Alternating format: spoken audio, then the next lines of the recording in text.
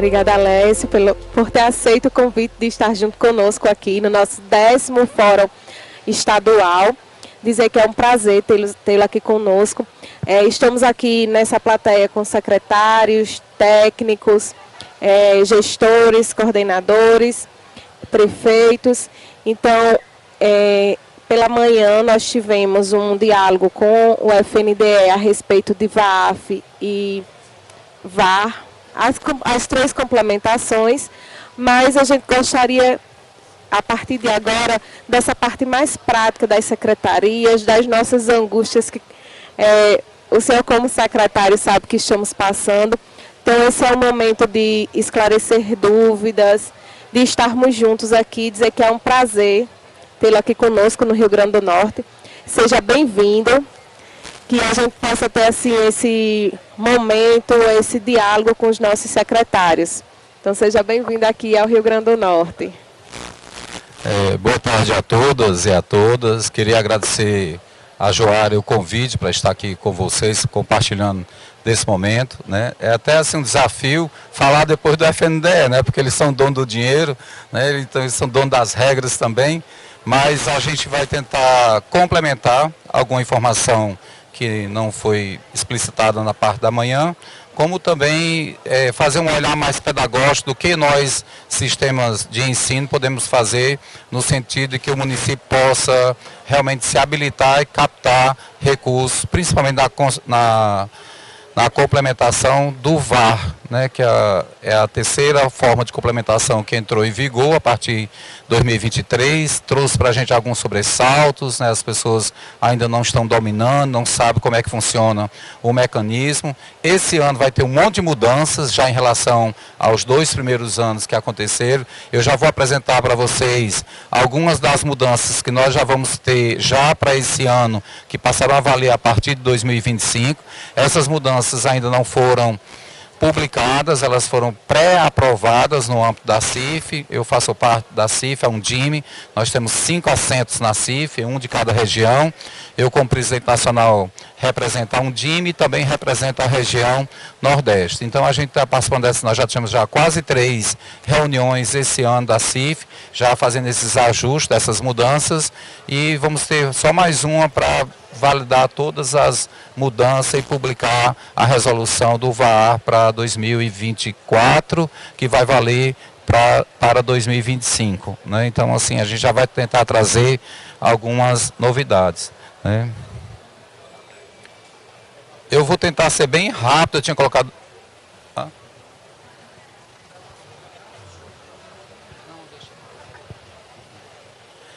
A Joara falou que a gente só tem 40 minutos, eu nunca falei em 40 minutos, então essa apresentação vai ficar disponível, eu fiz especialmente para o Rio Grande do Norte, e aí depois eu vou pular um monte de lâminas para a gente ir ao que nos interessa, especificamente a questão do VAR, né? E depois quem quiser pode ter acesso às outras lâminas, né? Então a gente vai fazer a discussão mais sobre essa questão de como promover as reduções das desigualdades e os impactos, a correlação que isso tem com o novo Fundeb e especialmente a questão da complementação do VAR. A gente traz sempre esse dado para ilustrar o tamanho do nosso desafio e também o tamanho da nossa responsabilidade. Quando eu falo nossa, é de nós municípios. Hoje nós somos responsáveis por basicamente metade, né, do atendimento de todos os estudantes que estão na educação básica. Ou seja, são quase 23 milhões de estudantes que diariamente estão sobre a nossa responsabilidade, né, somos nós que transportamos esses alunos, somos nós que fazemos a alimentação escolar desses meninos, somos nós que bancamos a folha de pagamento dos professores, dos funcionários, mantemos as escolas funcionando, arcamos com a manutenção dos prédios de instituições de ensino, da rede municipal de ensino. Então, assim, não dá mais para falar nenhuma política que seja voltada para a questão da educação básica sem ter o parceiro município à mesa. Seja as discussões no âmbito do Estado, aqui do Rio Grande do Norte, a Secretaria do Estado do Rio Grande do Norte, ao planejar a educação básica, tem que chamar os municípios para a discussão, para o diálogo, porque nós é que carregamos o piano, né, da metade da matrícula, né? E aí, isso é nacional. Pegando aqui o dado do Rio Grande do Norte específico, a gente tem que o Rio Grande do Norte, de fato, já tem mais de 50% da matrícula sobre as redes, sobre a responsabilidade das redes municipais, né? A rede estadual tem 25% e a rede privada tem apenas 22% da matrícula aqui da educação. E a matrícula federal aqui é um pouco maior do que o restante do país. Então a participação dos IFs aqui no Rio Grande do Norte, ele tem um peso maior do que a gente observa na maioria das unidades da federação. Então acho que o Rio Grande do Norte foi mais privilegiado na construção de IFs, né? Aqui essa lâmina é só para mostrar do que nós estamos falando quando a gente foi criado no Fundeb, o VAA. Então o VAA ele foi criado porque os nossos parlamentares, o próprio Ministério da Educação, as equipes técnicas, assim, tinham o diagnóstico dessa realidade e a gente não podia traçar novas políticas que não dialogasse com o tamanho desse desafio, né? Então isso aqui é só para mostrar, né, o tamanho das desigualdades, né, de aprendizagem dos nossos estudantes que são aferidos pelo SAEB. Aqui eu trago a lâmina, por exemplo, do quinto ano, né, os resultados do SAEB do quinto ano. A gente pegou os 3 anos, 2017, 2019 e 2021. Esse dado, para quem está fazendo especialização, mestrado e doutorado, só com essa lâmina dá para fazer uma tese de doutorado e uma dissertação de mestrado, porque ela tem informações que permitem múltiplas leituras e múltiplas análises, né? Então, assim, a gente analisando a questão da língua portuguesa, a primeira linha, né, a gente percebe que antes da pandemia, era 54% dos alunos apenas chegavam no quinto ano com um nível de conhecimento adequado, melhorou 1% para 2019 e com a pandemia nós caímos, né, 6 pontos percentuais. Ou seja, 6% dos estudantes deixaram de aprender no quinto ano o que deveriam aprender. Então esse foi o tamanho do impacto da pandemia. Um impacto esse que a gente considera que foi até menor do que a gente esperava que fosse. Muita gente tinha uma visão mais pessimista, que nós iríamos levar 20 anos para recuperar o período pandêmico, né? E a gente viu que teve um impacto sim. Esse impacto, a gente vai observar, ele é maior nas séries menores, né? Ou seja, quanto menor a criança, menor foi a aprendizagem dela, porque ela não se adaptou a essa questão do ensino remoto. A criança teve mais dificuldade do que o aluno que tem mais autonomia de estudo, e aí o dado mostra isso cientificamente. Os alunos do quinto ano tiveram um desempenho muito menor, a queda foi muito maior no quinto ano de alunos que chegaram no nível adequado do que a gente observou no nono ano, né? E aí quando a gente vai para a matemática, a gente percebe que em matemática sempre a situação é mais crítica do que em língua portuguesa. Isso é histórico, durante toda a existência do SAEB, que é desde 1980, né? Que existe o nosso sistema de avaliação, ele já vem denunciando que a nossa aprendizagem em matemática é muito pífio, né? Então a gente percebe que em 2017, apenas 42% dos alunos aprendiam a matemática do quinto ano. E qual é a matemática do quinto ano? É as 4 operações. Então nosso aluno não domina, menos da metade dos alunos termina o quinto ano dominando as 4 operações, que é a questão numérica, né, básica da matemática, né? E aí a gente percebe de 2017 para... Não, é para apontar. Não, Luizinha, não, Gleides? É isso aqui?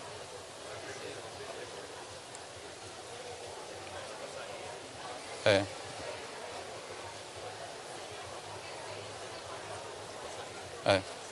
Então vamos se a Luizinha.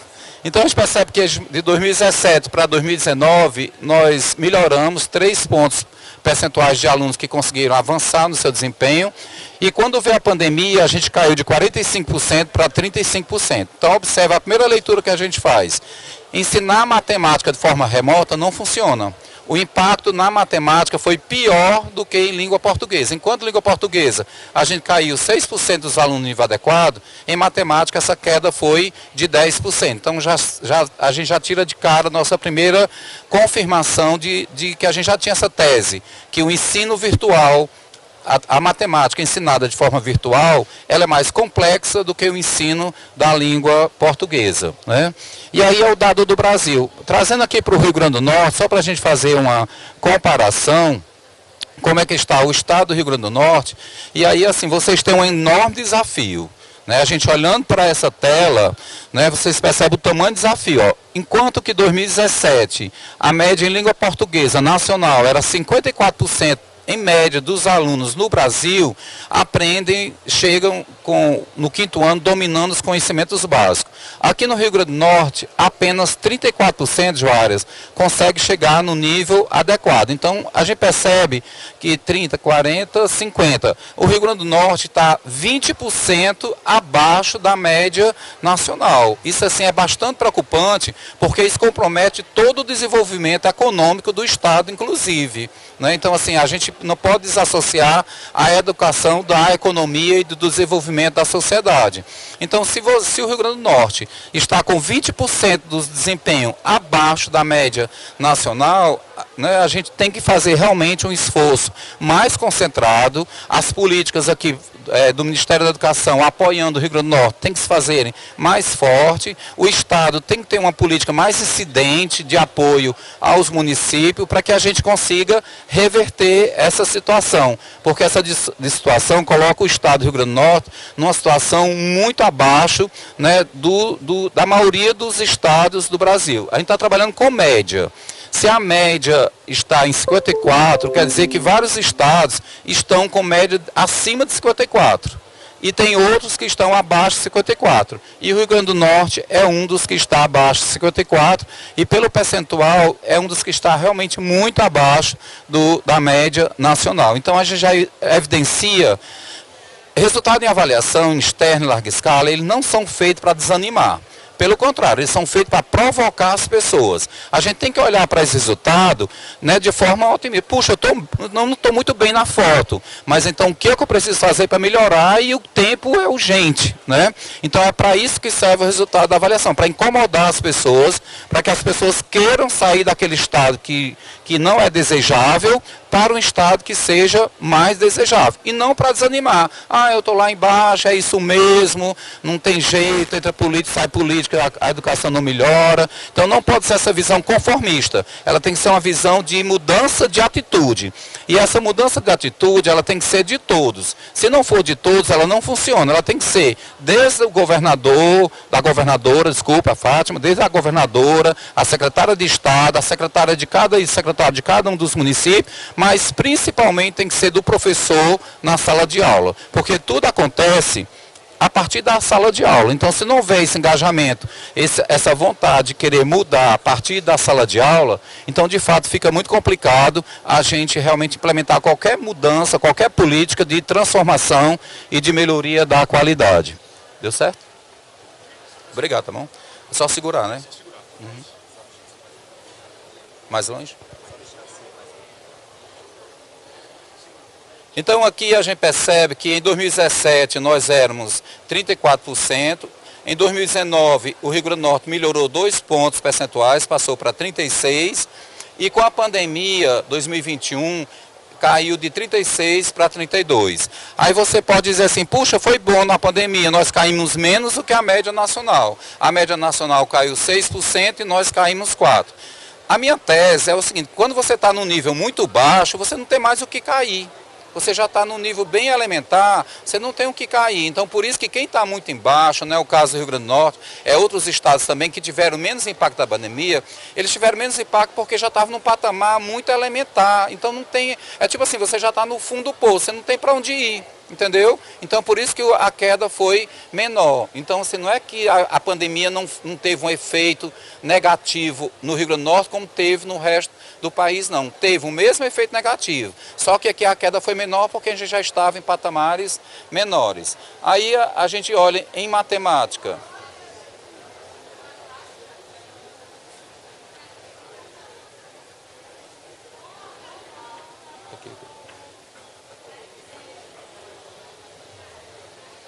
Não, eu vou desistir dessa setinha. Né? Então, em matemática, né, tá na última linha lá, a média do Rio Grande do Norte é 21. A primeira leitura que a gente tem que fazer, o Rio Grande do Norte, só 21% dos alunos em 2017 terminaram o 5º ano sabendo as 4 operações, né, o básico. A média nacional é 42%, então é a metade da média nacional. Então, é isso que vocês não podem aceitar. É isso que a gente tem que conversar com os professores, é isso que a gente precisa saber o que precisa ser feito no ensino da matemática, desde a educação infantil, porque o ensino da matemática já começa na educação infantil, quando a criança começa a perceber as posições, lateralidade, na frente, na trás, maior, menor, essas noções de grandeza, de posição, de numeração, de quantificação, tudo isso começa na educação infantil. Quando a criança vai mal em matemática, não é porque ela não sabe a matemática, não existe isso não. Toda criança é capaz de aprender matemática, toda criança. O problema está no professor. Se a criança não aprende matemática, é porque ela não teve acesso a um bom professor de matemática. Então ela só teve acesso às aulas que foram possíveis, porque de fato a maioria de nós que somos pedagogos, nós não gostamos de matemática, isso é uma grande verdade, e nós temos grandes limitações em ensinar matemática para os nossos alunos, né? Eu tinha uma colega professora que ela dizia que quando chegava na parte de fração, ela pulava. Toda a vida, quando chegava na parte de fração, no quarto ano, no quinto ano, ela pulava, porque ela disse, eu não consigo saber fração. Né? Então, como ela não sabia fração, ela pulava essa parte e os alunos dela ficavam sem saber nenhum conceito de fração, que o conceito de fração e de divisão estão intimamente ligados, já começa no terceiro, no quarto e no quinto ano do ensino fundamental. Mas quando a professora não tem esse domínio, isso se reflete na aprendizagem do aluno. Então essa questão está muito associada ao porquê o desempenho de português de matemática é muito menor do que de língua portuguesa. Isso está associado à dificuldade que os nossos professores têm no ensino da matemática. Sobretudo quando é o professor polivalente, que é formado em pedagogia, que não tem um grande domínio sobre a questão da fundamentação, a questão conceitual da matemática. E é fundamental para que a criança aprenda a partir de materiais concretos, a partir do universo concreto, que ela manipule, que ela comece a compreender os conceitos básicos da matemática. Se ela não vivenciar isso, gente, ela vai odiar a matemática pro resto da vida, como a maioria de nós odiamos. Né? Assim, se a gente perguntar quem gosta de matemática, numa sala de aula, são poucas crianças que levantam o braço. Ainda criaram-se um mito no Brasil, dizer que matemática é cor de homem, que só quem gosta de matemática é o homem, só o homem que aprende matemática, e que a mulher não gosta de matemática. Os resultados antigos do SAEB, há 15 anos atrás, mostravam que os meninos tinham melhor desempenho em matemática e as meninas tinham melhor desempenho em português.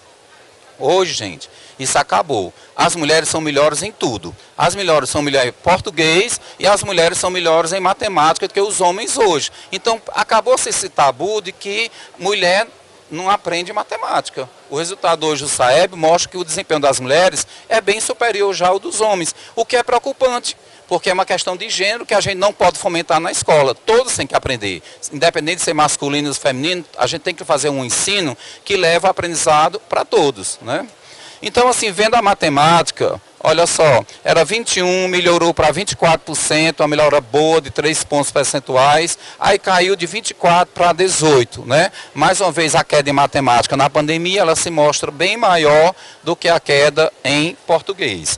Gente, essa tabela eu fiz também para o 9º ano, mas por uma questão de tempo eu não vou analisar, mas é a mesma coisa, só é mais grave.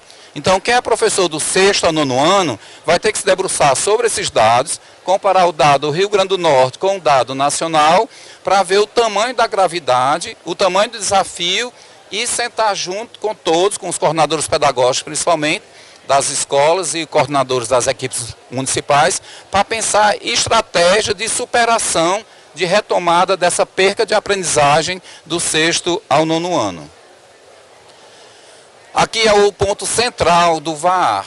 Né? O ponto central do VAAR é a questão da redução da desigualdade educacional. Há quem diga dentro do MEC que o R de VAAR é redução da desigualdade educacional, mas não é. Aquele R é de resultado mesmo. Aí estão dizendo resultado da redução da desigualdade educacional. Mas assim, o foco mesmo é a questão da redução da desigualdade. Tanto do ponto de vista racial, como do ponto de vista econômico. Né? Então, vou pegar o caso aqui do Brasil, eu vou pegar logo o Rio Grande do Norte para ganhar tempo. Né? Não, mas é preciso dos dois. A primeira linha, a primeira linha, aqui nós estamos falando de alunos do 5º ano, séries iniciais, o primeiro ao 5º ano. A primeira linha lá de cima é o desempenho dos alunos, considerando os 2 primeiros quadrinhos, é a comparação do nível socioeconômico. É pegando os alunos mais pobres do Brasil, aqueles mais carentes, que têm o mais baixo nível socioeconômico, né, os 25% mais baixos, e comparando com os 25% mais, menos pobre, que não tem aluno rico na escola pública, se tivesse na escola particular. Né? Então, é os 25% mais pobre com os 25% menos pobre da nossa escola pública, tá bom? Então, comparando, os que são 25% mais pobres, tem uma média de 47% dos alunos conseguem aprender. Então nós não podemos dizer que nossa escola é fracassada, porque mesmo os pobres que estão na nossa escola, eles conseguem aprender. Eles não conseguem aprender na mesma velocidade que deveriam aprender todos, né? Agora, os que são 25% menos pobres, os mais riquinhos da nossa escola, é o filho do comerciante, é o filho do vereador, é o filho da professora que estuda na escola pública. Então, esses alunos, 67% aprendem. Ou seja, então a nossa escola não é fracassada, ela tem condição de ensinar, apenas ela é um fosso de desigualdade. Ela só funciona para uns, para outros ela não funciona. Ela só funciona para quem já tem uma certa condição, que tem uma família estruturada, que tem um pai com um certo nível de escolaridade, tem uma família que coloca o menino na escola, que acompanha, que não deixa o menino faltar, que dá assistência fazendo dever de casa com ele em casa, que tem alguém que contrata alguém para fazer atividade de casa com o aluno. Então está aí a prova. 67% dos alunos da nossa escola pública, dos que são mais ricos da nossa escola, aprendem o que deveria aprender no 5º ano. Aí eu pergunto, qual é o peso maior? É o peso do bolso ou é o peso da cor? Né? Qual é o impacto maior do desempenho? Então essa lâmina é para mostrar o peso do bolso e o peso da cor. Né? Então quando a gente olha ainda na primeira linha a questão racial, né, os alunos do 5º ano, quem é da cor preta, parda e índio, só 40% conseguem aprender o que deveria aprender. Agora, quem é os nossos alunos da nossa escola pública, que é da cor branquinha, que chega bonitinho, perfumado, penteado, todo dia na escola arrumadinho, esses alunos, 65% conseguem aprender. Então perceba que a diferença entre quem é pobre e quem é rico é 20%. A diferença entre quem é preto e quem é branco é quanto? 25%. Isso na média nacional. Então quem é que pesa mais? É você nascer pobre ou é você nascer preto? Não, os dados mostram que o pior no Brasil é quem nasce preto. Né? Quem nasce preto é mais penalizado do que quem nasce pobre. Esse é o peso da questão da desigualdade que existe no nosso sistema educacional, que o VAR veio para dar uma cutucada nessa ferida, né, que está incomodando muita gente, está incomodando prefeito, governador, secretário está sendo cobrado, né, a gente está cobrando professor também, porque a gente não pode continuar fechando os olhos para um sistema educacional que reproduz essa desigualdade dentro dele. Né? E aí, se você for analisar a matemática, é o mesmo comportamento. Se a gente for aqui para o Rio Grande do Norte, a terceira linha, e pegar o tamanho do impacto de quem nasce pobre aqui no Rio Grande do Norte e quem nasce menos pobre, né, então você percebe uma diferença de quanto? De 27% para 50%. Então está uma diferença menor do que a diferença nacional. Né? Então, assim, a questão de quem é pobre ou menos pobre aqui no Rio Grande do Norte é um peso menor do que o peso nacional. A questão da cor, né, de 27 para 53, 30, 40, 50, dá 23, né? A questão da cor é 22 para 41, também dá uma diferença de quase 19%. Então ela é menor, a questão da cor, do que a questão econômica. Então o peso do bolso é um pouco maior, aqui faz a diferença um pouco maior do que o peso da cor. Mas ambos são menores do que o impacto nacional. Nacionalmente o Brasil é mais preconceituoso em relação à cor e a quem é pobre do que a população do estado do Rio Grande do Norte, que é um aspecto positivo de vocês, tá bom?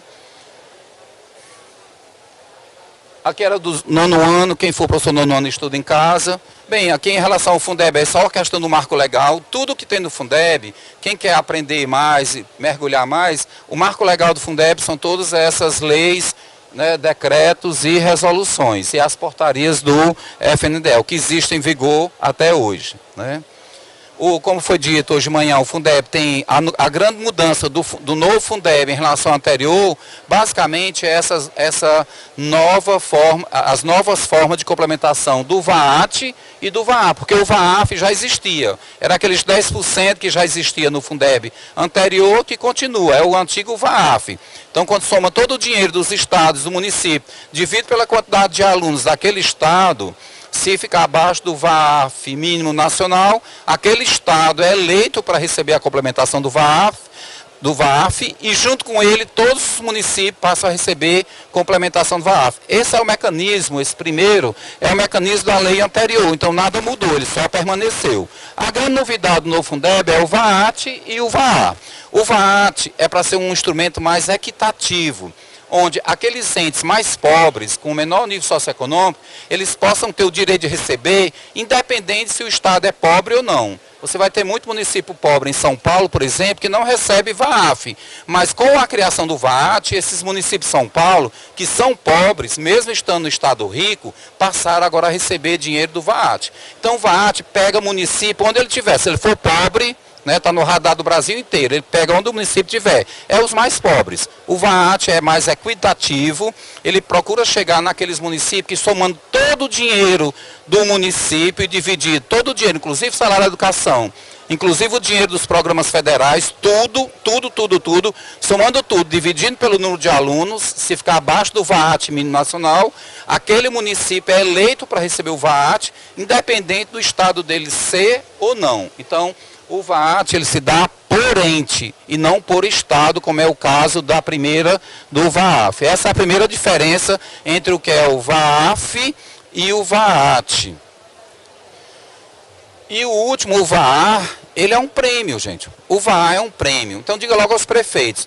Você já viu um prêmio que todo mundo ganha todo mês? Você já viu alguém ganhar a loteria todo mês? Não existe prêmio que todo mundo ganhe todo mês. Então, não vai existir VAA que município ganhe todo ano vai receber o VAA. Olha, o município que ganhar VAA um ano, para ele ganhar o VAA no ano seguinte, ele vai ter que suar. Porque vai ficar muito mais difícil. Se ele ganhar 2 anos consecutivos o VAA, para ele ganhar o terceiro, ele vai ter que suar mais ainda a camisa. Porque se ele vai subindo, vai ficando no nível mais elevado, cada vez vai ficando mais difícil ele ganhar, aumentar esses indicadores e receber esse prêmio. Então o VAA só não está escrito nome prêmio. É uma política de bonificação, é uma política de incentivo, é uma política de valorização. Mas resumindo tudo, é um prêmio. É um prêmio. E como todo prêmio, cada ano é uma loteria, né? A gente vai fazer o esforço, nosso dever de casa, mas eu tenho que ter clareza que eu posso me habilitar e ganhar o prêmio e posso não me habilitar. Em determinado indicador eu posso não atingir o que era esperado, né? Então, essa aqui é a mais complexa, eu vou me debruçar um pouco sobre ela agora. Aí é só para a gente já perceber que o novo Fundeb ele está em processo de evolução, a cada ano aumenta, né? O primeiro, o VAAF, ele permanece contínuo, porque era o modelo anterior, ele não vai mexer. Agora o VAAT, cada ano vai aumentar. Esse ano nós começamos em 2%, esse ano já está em 7,5% do que é todo o dinheiro do Fundeb nacional, né? A União, se juntar todo o dinheiro de todos os estados e de todos os municípios do Brasil, a União vai lá e coloca 7,5% de recurso dela. Isso acabou em 2023 com 0,75% do Fundeb, ou seja, não era nem 1%. Mas eu nunca vi um dinheiro tão pouco para dar tanto movimento no Brasil inteiro. Então, por si só, o VAA fez uma revolução na educação, que está todo o prefeito querendo ganhar esse dinheiro do VAA. E esquece, gente, o dinheiro do VAAT, ele é muito maior do que o dinheiro do VAA. Né? Mas como o VAA é um prêmio, todo mundo quer o prêmio, não importa se o dinheiro é pouco ou grande. Todo mundo quer estar habilitado no VAA, né? E aí o VAA vai crescer de 0,75% até 2,5%. Então, praticamente do ano passado para 2024, o VAA ele dobrou de valor. Né? Era 1 bilhão e 600 milhões, passou para 3 bilhões e 200 milhões. Né? Então, esse é um valor bem, a gente considera pequeno em termos percentuais, mas em termos de dinheiro, ele é um valor considerável, principalmente não vai para todo mundo, só vai para aqueles municípios que se habilitarem e para aqueles municípios que demonstrarem melhoria nos resultados educacionais. Eu vou pular isso aqui tudinho, só mostrando como é o Fundeb, né, aquela história da distribuição, né, o VAF, como é que é feito, o VAT, quais são os dinheiros que entram no VAT. O VAT pega tudo, o VAT pega o dinheiro do Fundeb do município, os 5%, a complementação que ele recebe da União e do Estado, e pega todos os outros dinheiros que ele tem do município que é aplicado em educação, né, os 5% dos impostos que não entram no Fundeb, os 25%, desculpa, os 5% dos impostos que entram no Fundeb, desculpa, porque são 8 impostos, 20 vai para o Fundeb, sobra 5 que fica de fora. Na hora do cómputo do VAT, ele considera os 5% que fica de fora. Os 25% dos impostos que não entram no Fundeb, tipo IPTU e outros impostos, ISS, que não entram no Fundeb, mas que o município arrecada, 25% entra lá no cômputo do VAT. Os programas federais, PNLD, PENAT, PDDE, livro didático, tudo que o MEC dá, tudo é contabilizado. Um livro, todo livro é contabilizado que você recebe, vai para a sua conta do VAT. Então tudo soma-se tudo e divide. Se você ficar abaixo do VAT mínimo nacional, por isso que o VAT mínimo nacional, ele é muito maior do que o valor do VAF mínimo nacional. Porque no VAT soma tudo, né? Soma tudo. Se o município ficar abaixo, ele recebe, independente se o vizinho dele não recebeu, independente se o estado dele não recebeu. Então é assim que se calcula o VAT. Só lembrando que o VAT, quem receber VAT, todos nós no Nordeste recebemos, graças a Deus, né? Por enquanto, né? Não sei se é graças a Deus, porque nós somos pobres. No dia que a gente deixar de receber é porque a gente ficou rico, né? Então é um bom sinal. No dia que a gente não receber mais VAT é que nós ficamos ricos, né? Então 50% desse dinheiro do VAT que entra tem que ser gasto em educação infantil. Então a gente orienta que os municípios peguem uns 2, 3, 4 meses da folha de professor da educação infantil e pague com dinheiro do VAT para que aquele percentual no relatório do CIOP apareça, né, a questão do percentual tem que chegar em 50% em média. Tem município que é mais de 50%, tem município que é menos de 50%, porque esse valor não é 50%. Ele é o IEI, o Indicador da Educação Infantil. Nós agora, na reunião da CIF, nós pedimos para mudar esse IEI, por nós deveria ser tirado, mas ninguém do MEC quer mandar nenhum projeto de lei para o Congresso, morrendo de medo que manda o projeto de lei para o Congresso e o Congresso faça uma besteira maior do que, né, se for mudar qualquer coisa, uma coisa que seria útil, eles pegam carona e botam uma coisa ruim no meio. Então o MEC não quer mandar nada de mudança de projeto de lei do Fundeb para que o Congresso não tenha oportunidade de mexer em nada. Mas no âmbito do MEC a gente pediu que eles modificassem esse cálculo. Esse cálculo é péssimo, porque para o município dele pode ser que seja 60% e ele não sabe. O indicador da educação infantil dele pode ser 60%. Se for, ele tem que gastar 60% do dinheiro do VAT em educação infantil. E aí tem alguns contadores desavisados, às vezes o secretário da Educação não acompanha, e às vezes por 1% desaprova as contas dos prefeitos. E essa questão dessas duas subvinculações, gente, se não forem cumpridas, o prefeito torna-se inelegível. Então, se a oposição descobre no relatório do CIOP, ele pode pedir a inexigibilidade do prefeito, porque são subvinculações constitucionais. Então, se o município não cumprir com essas duas regrinhas, eu já vi contadores, isso é besteira, não precisa cumprir com isso não. Pois vá na besteira, aí depois pega uma oposição forte no município, que o relatório do CIOP é transparente. E aí lá está dito o percentual de aplicação em educação infantil e está dito o percentual de recursos de capital. Basta pegar esse relatório, entrar no Tribunal Eleitoral e pedir inexigibilidade do prefeito, que ele consegue fácil, em 2 tempos, né?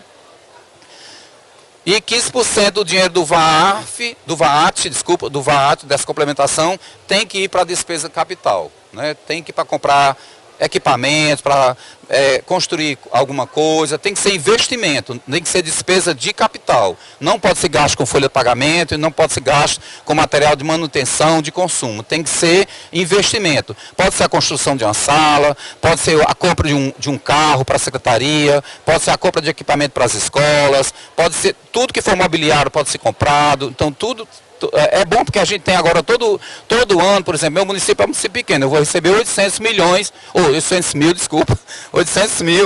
para esse negócio, para a despesa de capital. Aí é bom que eu já sei, prefeito, esse dinheiro aqui é imexível.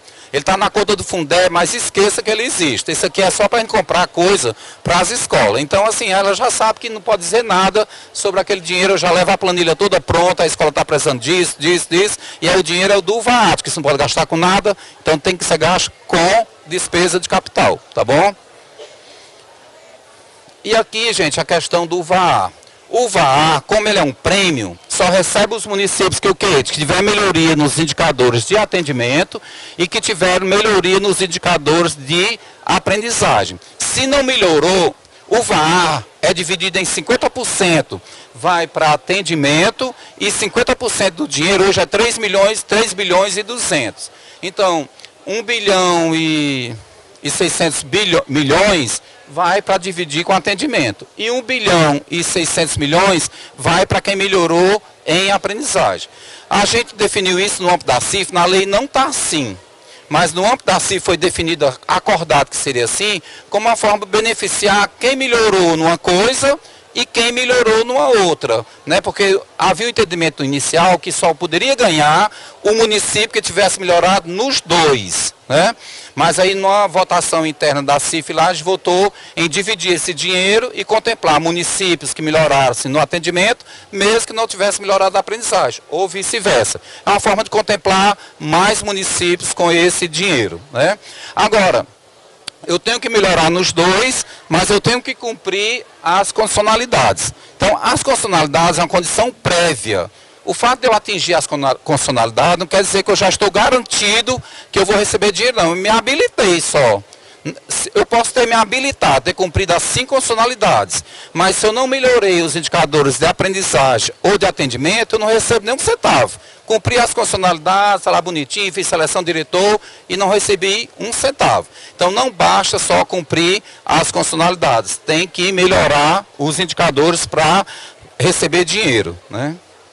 E tem que reduzir a desigualdade educacional, porque a redução da desigualdade educacional está tanto nas condicionalidades, como ele está dentro da melhoria dos indicadores de aprendizagem. Nós da Undime, apresentamos na reunião da CIF, desde o ano passado a gente veio batendo nessa tecla, né?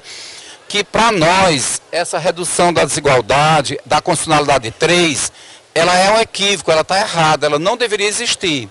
Porque ela está impedindo muitos municípios de ganhar esse dinheiro. Ela não é uma condicionalidade, ela é um indicador.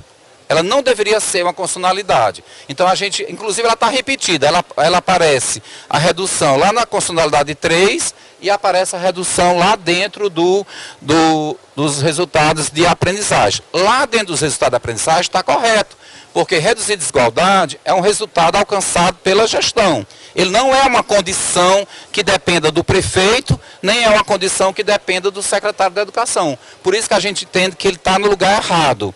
Mas aí ninguém quer mexer nisso. O MEC, quando a gente fala nisso, fica todo mundo arrepiado, já entra todo mundo em defesa.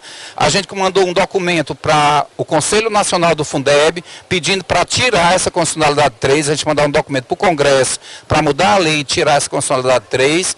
Mas a SECADI não quer nem ouvir falar nessa coisa, porque elas entendem que é uma forma de dar força à redução da desigualdade racial e educacional. Se a gente tirar a condicionalidade 3, é como se isso não fosse tão importante, entendeu? Agora a gente está propondo tirar ele só de onde ele está errado. A gente defende que ele continue lá como um resultado de aprendizagem.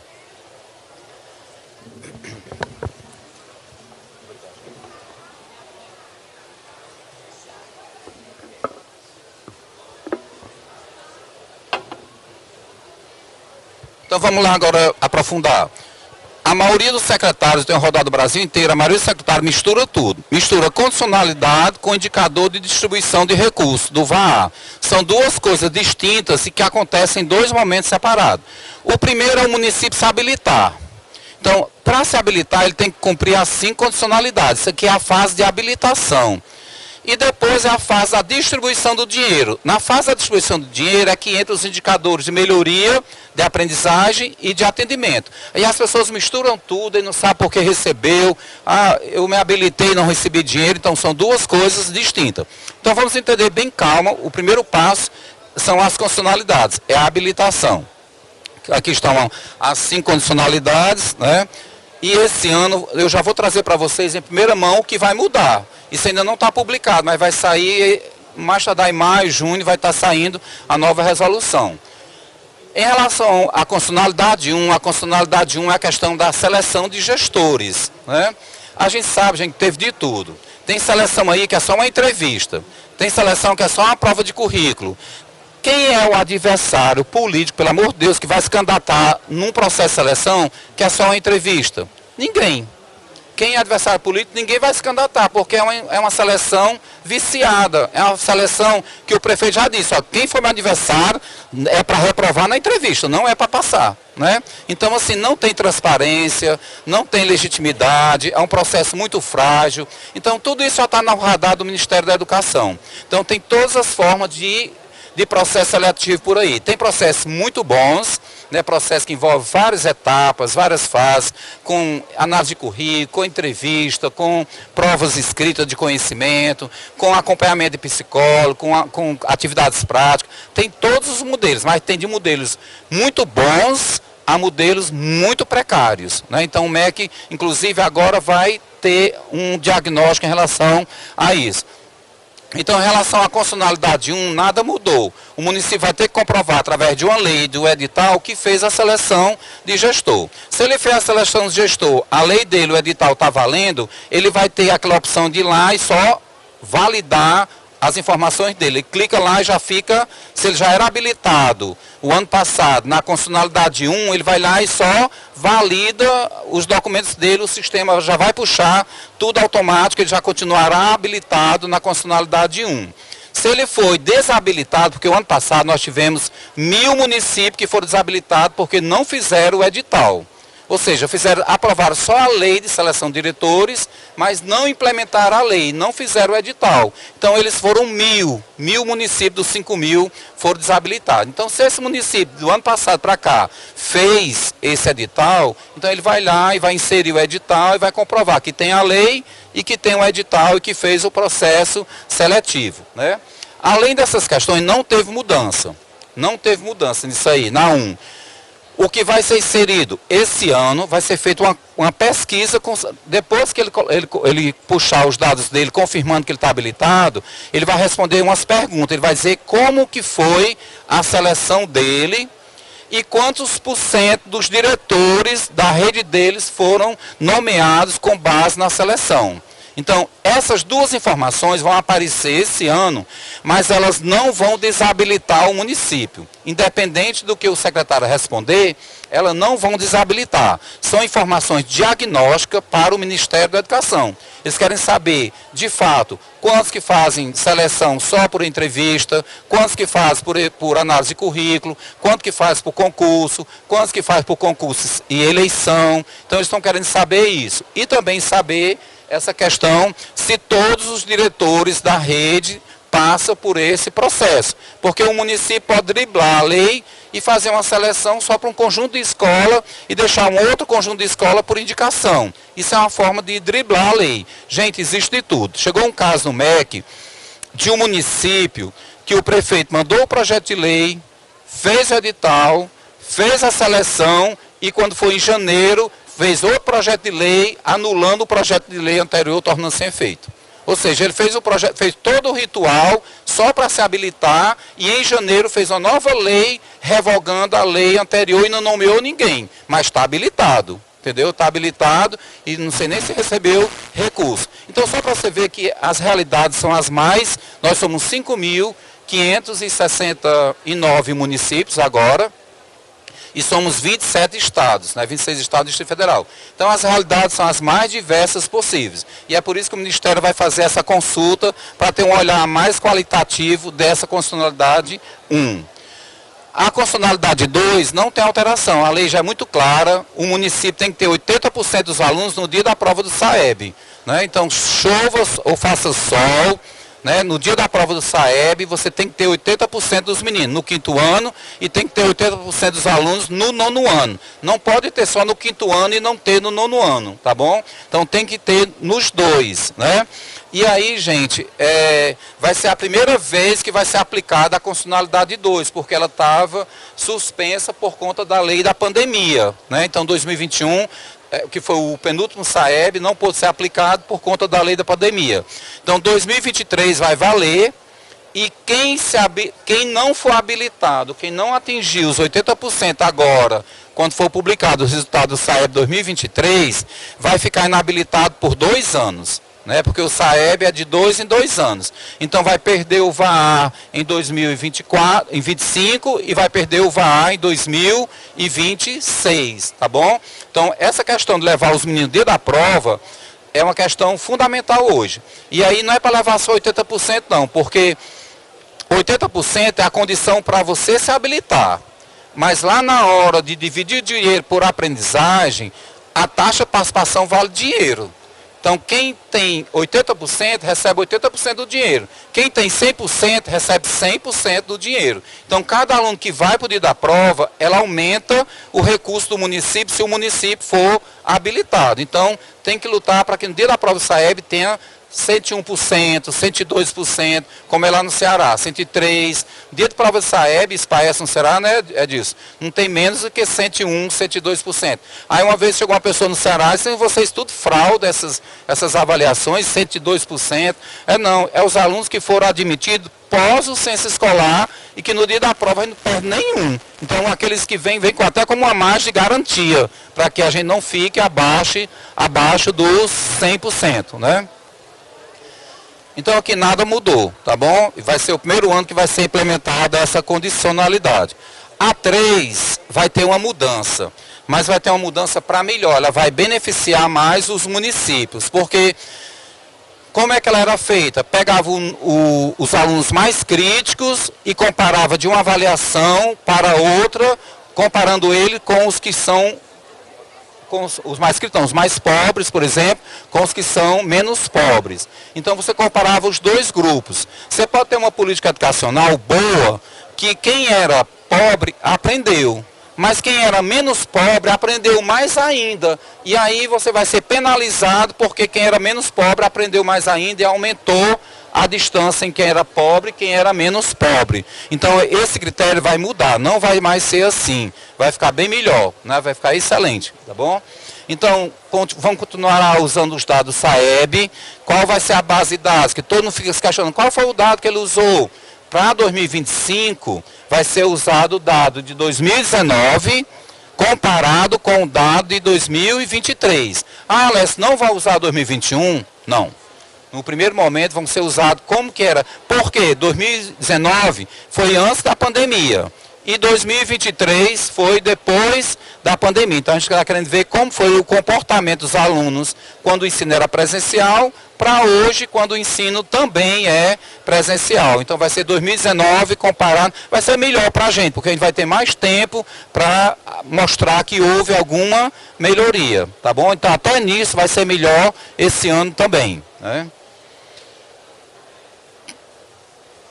Então vai ser feito novamente essa questão racial, os pretos, parto indígena, né? Tomando por base os dados do SAEB. Todo dado vem do questionário do SAEB. Agora, o que foi votado na comissão é que esse ano o município que os alunos não preencheram o questionário do SAEB, o INEP está autorizado a ir lá na base do censo escolar e ver qual é a cor do menino lá no censo escolar. Então a ideia é pegar a informação da cor do menino onde estiver. Primeiro vai ser a base do SAEB. Mas se o menino não preencheu a cor dele no questionário, vão mandar buscar a informação da cor do menino lá no dado do censo escolar. Então o dado do censo escolar... Alô? Acho que é. Eu acho que eu não estou ouvindo, não, derrubou.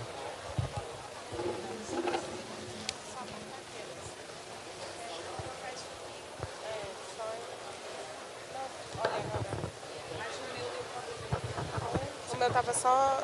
Fala aí. Continua mesmo. Oi? Continua, deu certo. Certo. Tá bom, eu também estou ouvindo, né? Então voltando de novo. Foi só para descansar um pouquinho, entendeu? Aí assim, eu estava aqui falando, né? Essa questão do dado da cor vai vir agora de duas bases. Mas para nós que somos sistema, gente, o fundamental é... No dia da aplicação do SAEB, a gente já capacitar os nossos professores para acompanhar na sala de aula, né, se os alunos todos estão preenchendo os dados da cor e os dados, aquelas perguntas do nível socioeconômico, porque tudo vem daquele questionário, tá bom? O nível socioeconômico, já disse, vem de lá também. Vai ser utilizada a mesma proficiência em língua portuguesa e matemática, né? Agora a grande mudança. Antes eles pegavam os dois grupos, o grupo do mais pobre com o grupo do mais rico. O grupo que era preto, pardo e índio com o grupo que era branco e comparavam um grupo com o outro. Agora não vai ser mais assim, eles vão pegar a questão dos 25%, né, os 25% que estão, definição do ponto de corte para o desempenho adequado a ser utilizado para a redução. Eles vão pegar os 25% que estão mais baixo, com menor desempenho, e vão olhar se esses 25%, quantos estão no nível adequado. Então vão olhar lá em 2019, dos 25% dos alunos com menor nível, quantos por cento, aliás, mais pobres, desculpa, quantos por cento estão no nível adequado. Eles não vão comparar os mais pobres com os menos pobres, não. Acabou essa comparação. A ideia é só verificar se quem realmente era mais pobre está melhorando. Então, assim, não tem essa competição de um grupo com o outro. Então, isso ficou agora melhor. Porque para melhorar agora é só olhar para quem está lá atrás. Então, para nós dos municípios, nossas equipes pedagógicas, nós vamos capacitar nossa equipe para sempre olhar para os 25% mais baixos. Né? Os 25% que são mais baixos, se eles melhorarem o percentual de alunos que chegam lá no nível adequado, aí de uma avaliação para outra, se ficar igual, o município já está habilitado. Se melhorar 0,01, o município já está habilitado, tá bom? Então, se não cair, o município só é desabilitado se de uma avaliação para outra, os 25% mais pobres tiver um percentual menor no nível adequado do que na avaliação anterior. Não sei se deu para entender essa nova mudança, porque antes você comprava um grupo com o outro. Agora não é.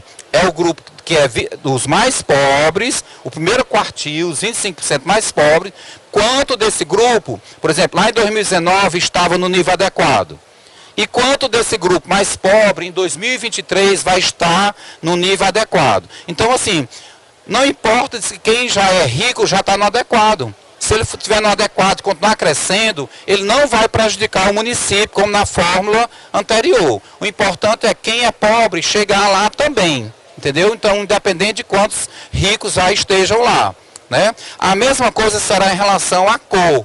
Eles vão pegar os que são pretos, pardos e índios e vão ver quantos por cento estão no nível adequado. Não vão mais comparar com os brancos e com os amarelos. Então, se eu tinha lá em 2019...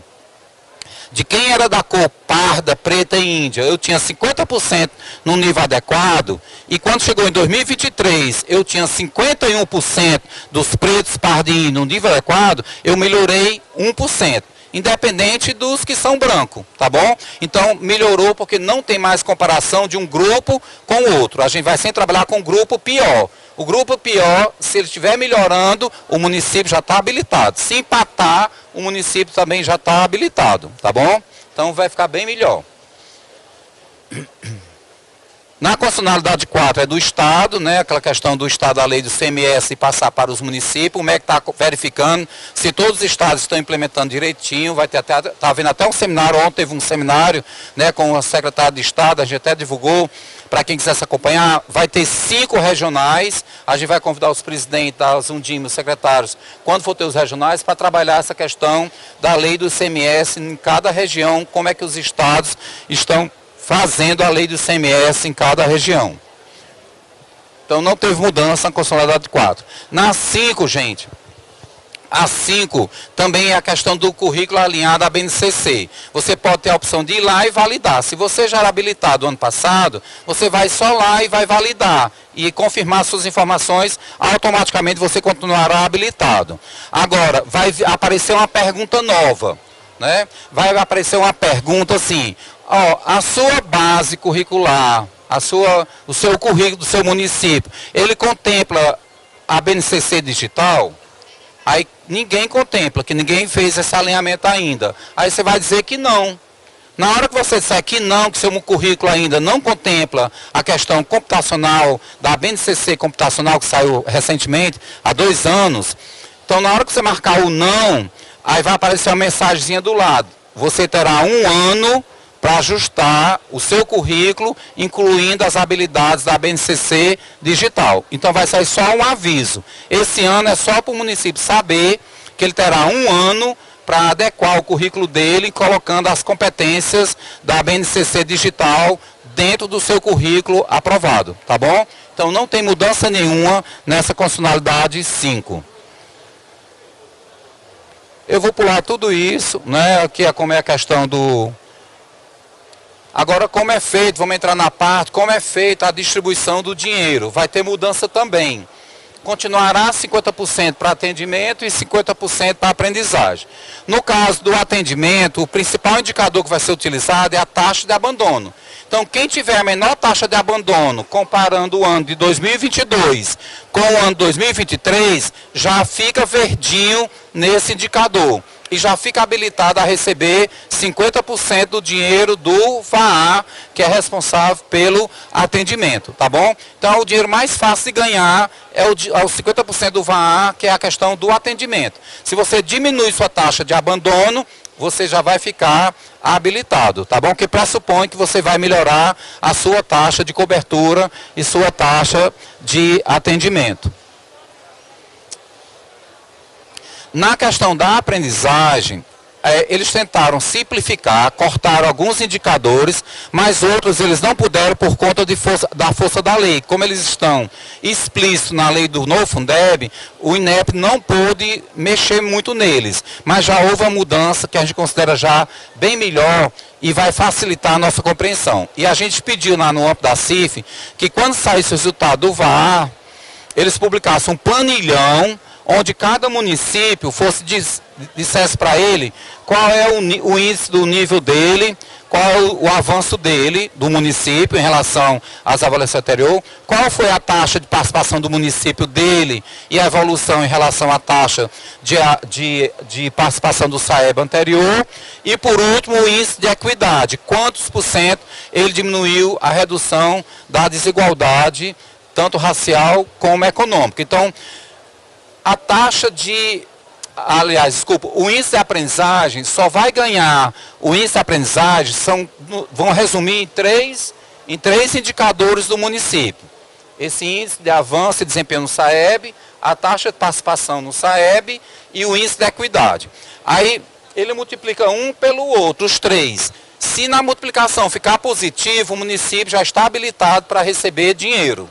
Né, já vai receber dinheiro, porque aqui já é o critério de rateio. Então, se ele ficar verdinho aqui, ficar verdinho aqui e ficar verdinho aqui, ele vai ficar verde nos três. Então, ele vai receber mais dinheiro do que o município que ficou verde nesse e nesse. Né?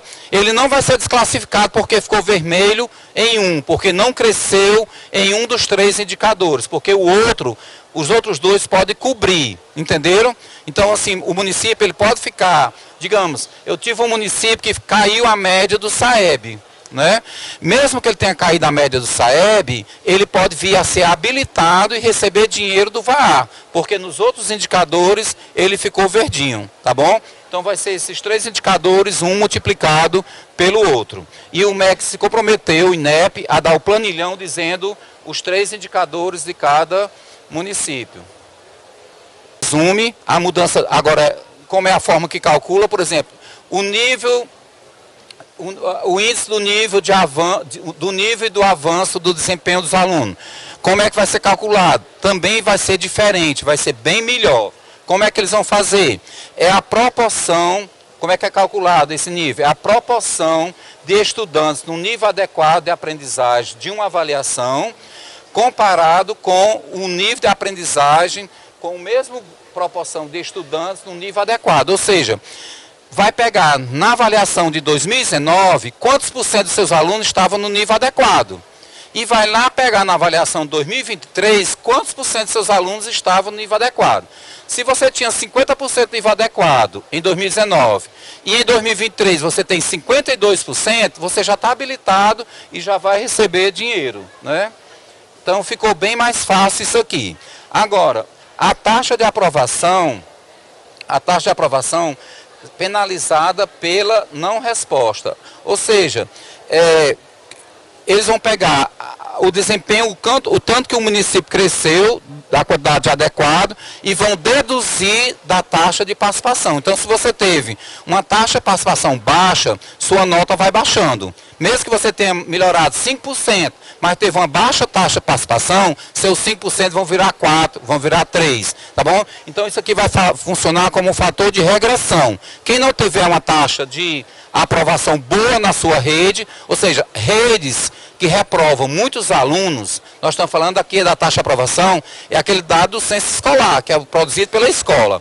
Rede que reprova muito aluno, vai ter reduzido o indicador de avanço dele. Então, aqui funciona como efeito de redutor, né, essa taxa de aprovação da rede. Então, o ideal é quanto maior for a taxa de aprovação do município, melhor será para ele receber mais dinheiro. A questão do indicador de avanço de desempenho, né? Ele é a mesma coisa, vai pegar a diferença absoluta entre o índice da edição anterior menos o mesmo valor absoluto da edição mais recente, de 2023, para ver quanto que ele cresceu de uma edição para outra edição. Então, quanto maior for o crescimento, mais dinheiro o município vai receber. Então, uma coisa é a média, que a média será considerada não a média do município, será considerado o quê? O percentual de alunos no nível adequado. E aqui é quanto o município cresceu de uma avaliação para outra, né?